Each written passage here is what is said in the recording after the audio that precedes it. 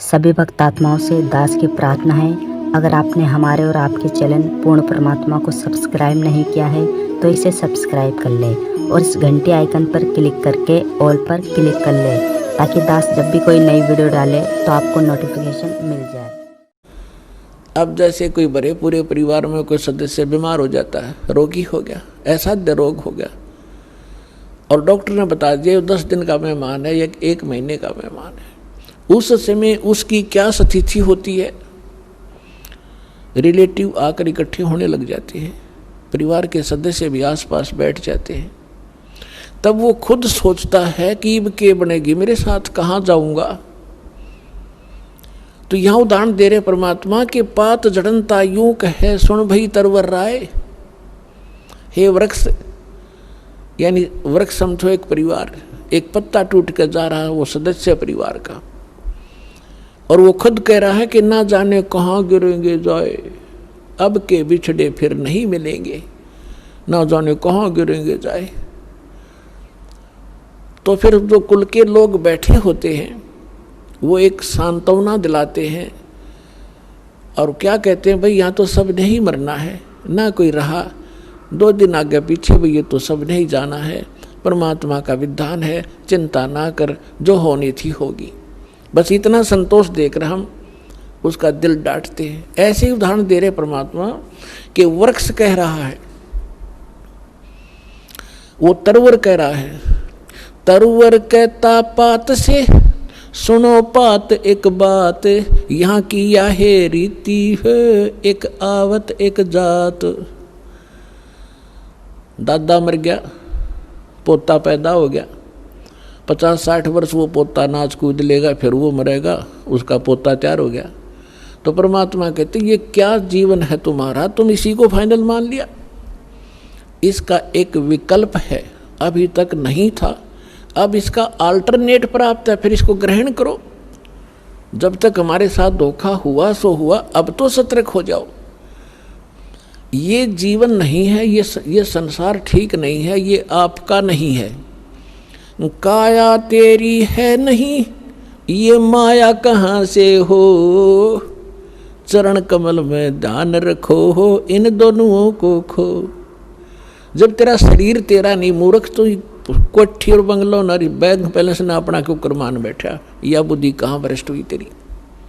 जब काया तेरी है नहीं, ये माया कहाँ से हो, चरण कमल में ध्यान रखो, भगवान की भक्ति करते रहो।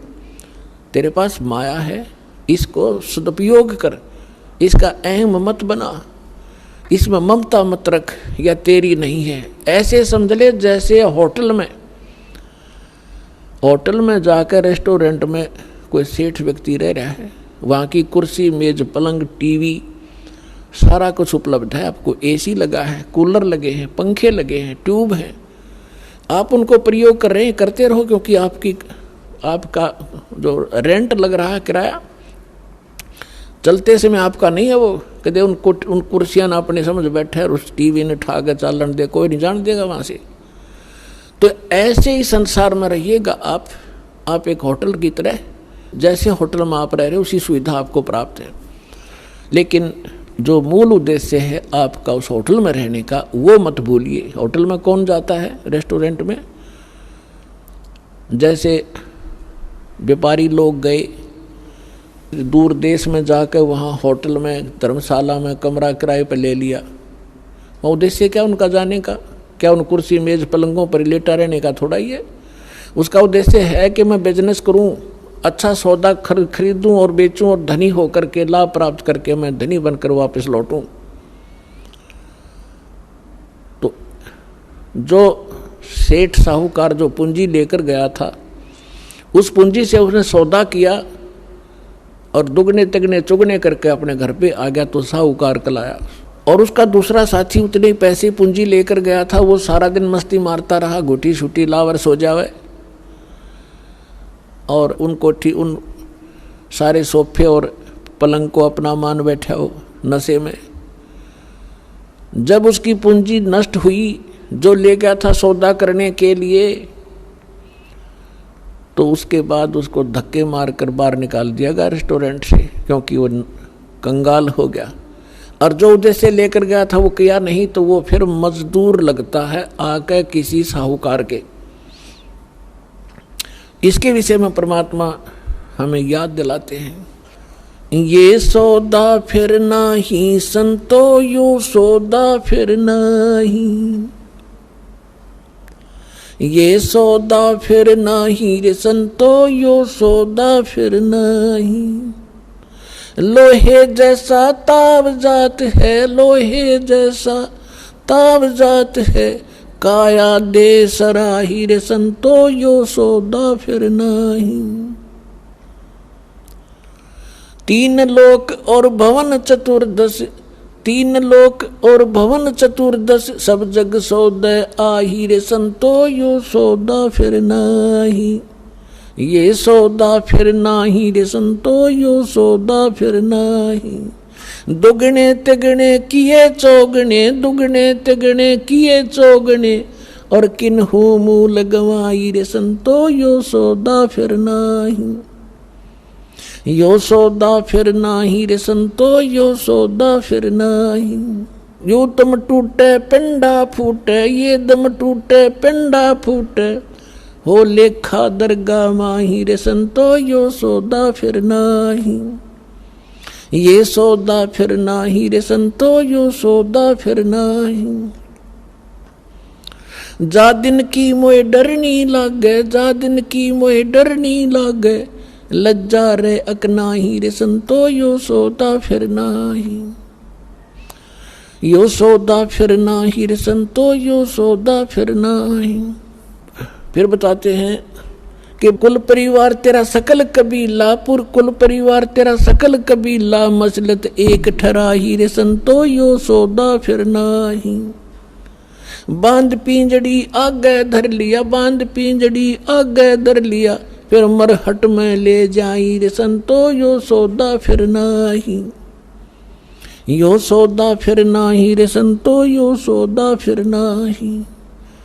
अग्नि लगा दिया जद लंबा, अग्नि लगा दिया जद लंबा, फूक दिया उस ठाई रे संतो यो सौदा फिर नाही, यो सौदा फिर नाही रे संतो यो सौदा फिर नाही।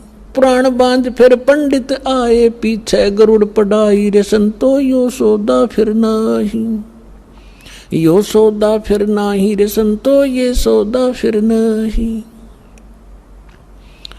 प्रेत शिला पे जा बिराजे, प्रेत शिला पे जा बिराजे, पितरों पिंड भराई रे संतो यो सौदा फिर नाही, यो सौदा फिर नाही रे संतो यो सौदा फिर नाही।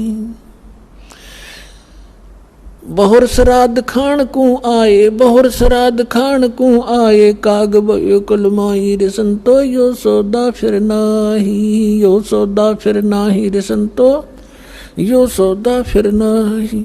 नरसेती तू पशुआ की जय, नरसेती तू पशुआ की जय, गद्दा बैल बनाई रे संतो यो सौदा फिर नाही, यो सौदा फिर नाही रे संतो यो सौदा फिर नाही। ये 56 भोग कहाँ मन बोरे, 56 भोग कहाँ मन बोरे, कित कुरडी चरणे जाई रे संतो यो सौदा फिर नाही, यो सौदा फिर नाही रे संतो यो सौदा फिर नाही। जय सतगुरु की संगत करते, जय सतगुरु की संगत करते, यो सकल कर्म कट जाई रे संतो यो सौदा फिर नाही, यो सौदा फिर नाही रे संतो यो सौदा फिर नाही। अमरपुरी पर आसन होते, अमरपुरी पर आसन होते, जहां धूप न छाई रे संतो यो सौदा फिर नाही, यो सौदा फिर नाही रे संतो यो सौदा फिर नाही।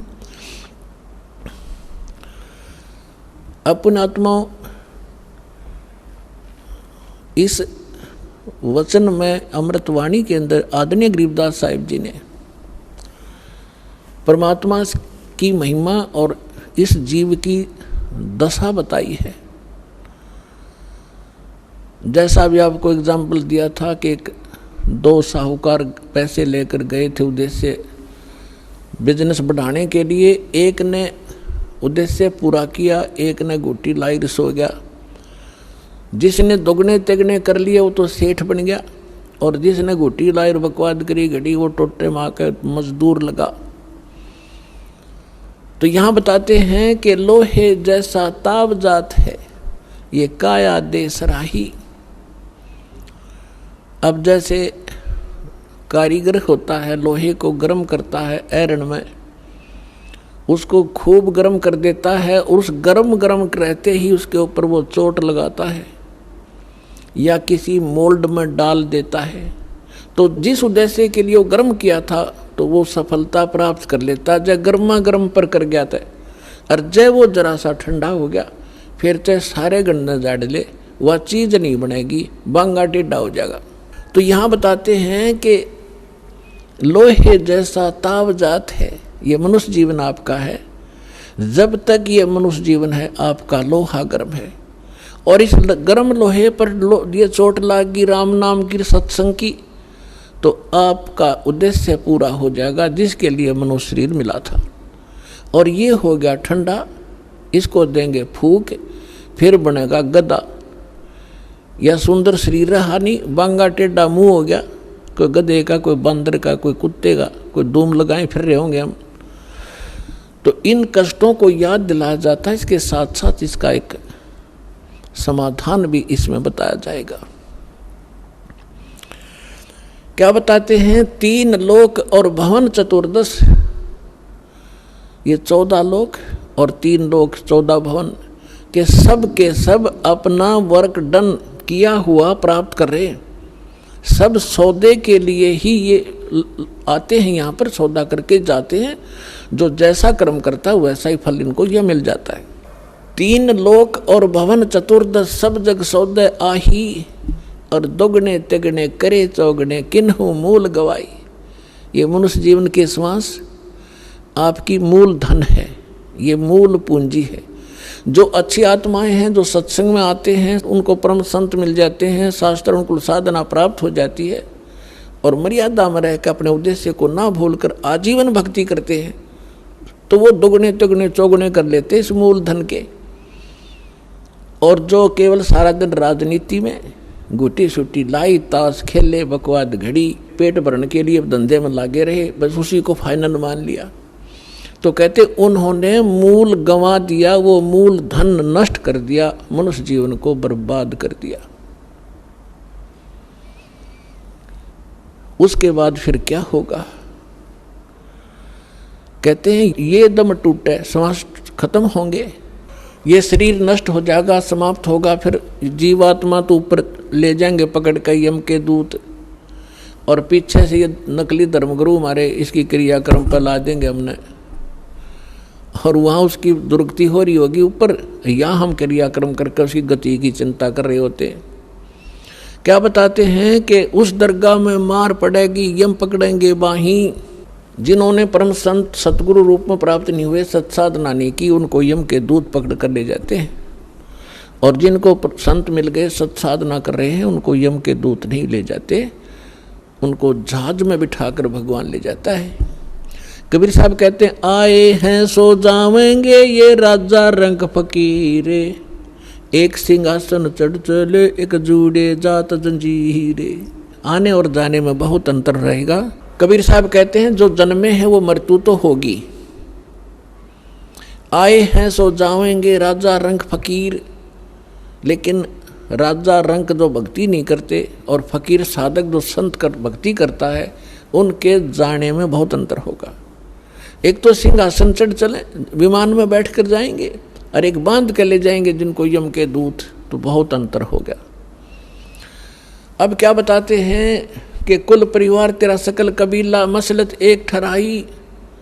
जब आपका शरीर पूरा हो जाएगा, श्वास छूट जाएंगे, जीव निकल जाएगा, तो आपके अंतिम संस्कार के लिए आपके कुल के लोग तुरंत एक राय कर लेंगे, उठाओ जल्दी और फूको, फाइनल करो इसको। कुल परिवार तेरा सकल कबीला मसलत एक ठहराई, सब ने एक सलाह बना ली, और बांध पिंजड़ी आगे धर लिया, मरघट में ले जाई। अग्नि लगा दिया, जद लंबा फूक दिया उस ठाई। अब शरीर का तो कर दिया काम। अब क्या शुरुआत की? गुरुजी आए, कहते हैं पुराण उठा के फिर पंडित आए, कहते गुरुड़ पुराण का पाठ कराओ इसका। परमात्मा कहते हैं जीव चला गया, माटी फूक दी, अब क्या रहेगा तुम्हारे पल्ले। अब गुरुड़ पुराण का पाठ कराते हो, उसको कौन सुनेगा थारे गुरुड़ पुराण में। और क्या लिखा उस गुरुड़ पुराण के अंदर। गुरुड़ पुराण को अगर पढ़ाना था तो उसके जीते जी पढ़ाना चाहिए था। जैसे गुरुड़ पुराण के अंदर लिखा हुआ है कि जब ये प्राणी शरीर छोड़कर जाता है और जिसने भक्ति नहीं की होती, दान धर्म नहीं कर रखा है, यम के दूत पकड़ कर ले जाते हैं और आगे फिर उसको भंडारे चल रहे होते हैं और उसको नंगे पैरों घसीट कर ले जाते हैं। उसको भूख लगी है, प्यास लगी है और वो देखता है सामने और यमदूतों से कहता है मुझे खाना खा लेने दो। वो कहते नहीं, तेरे लिए अलाउड नहीं है, पहले धर्मराज के पास चल, फिर पूछेंगे अगला तेरा क्या हिसाब किताब करना उन्होंने।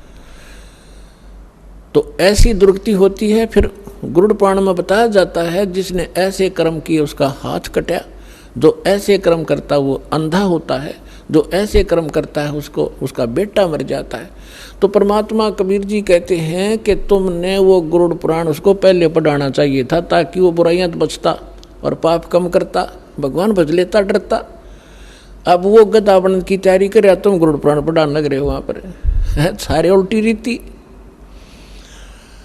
अब क्या बताते हैं परमात्मा कि प्रेत सला पर जा बिराजे पितरों पिंड भराई और बोर श्राद्ध खान को आई, फिर काग भय कलमाई। अपनात्माओं, इन हमारे धर्म गुरुओं ने हमारे कुछ सारी उल्टी पढ़ाई पढ़ा रखी है, जो कति हमारे भट्ठा बठान की। इन्होंने सदग्रंथ भी ढंग से नहीं समझे। अब देखो हमारे सदग्रंथ क्या है, जैसे जंगल है वन, और वन के अंदर हर तरह के पौधे होते हैं, हर तरह की बूटियां होती हैं, जो उसमें सबका वर्णन है, सबकी। जैसे कोई औषधियों की बुक है, उसमें प्रत्येक बूटी का डिफाइन कर रखा है, ये इसका ऐसा रंग है, ऐसे पत्ते हैं, इतनी हाइट होती है उसको, वो और काम किस में आती है वो भी लिखा होता है। तो उसमें ऐसी जड़ी बूटियाँ भी होती हैं जो हानिकारक भी होती हैं। तो इन्होंने हानिकारक सेलेक्ट कर रखी है इन ग्रंथों से, और इनमें और भी वर्णन कर रखा है कि ऐसा करने से सारा काम निमट जाएगा। वो उन्होंने हमारे को नहीं दिया, और वो अब हम ये दास देने जा रहा है आपको, पूरे समाज को। ये ग्रहण करो, जो शास्त्र अनुकूल साधना है, तुम्हारा भविष्य ठीक होगा। और यहाँ से जब जाओगे परमात्मा के विमान में बैठ कर जाओगे, ऐसी साधना दास आपको बता रहा है।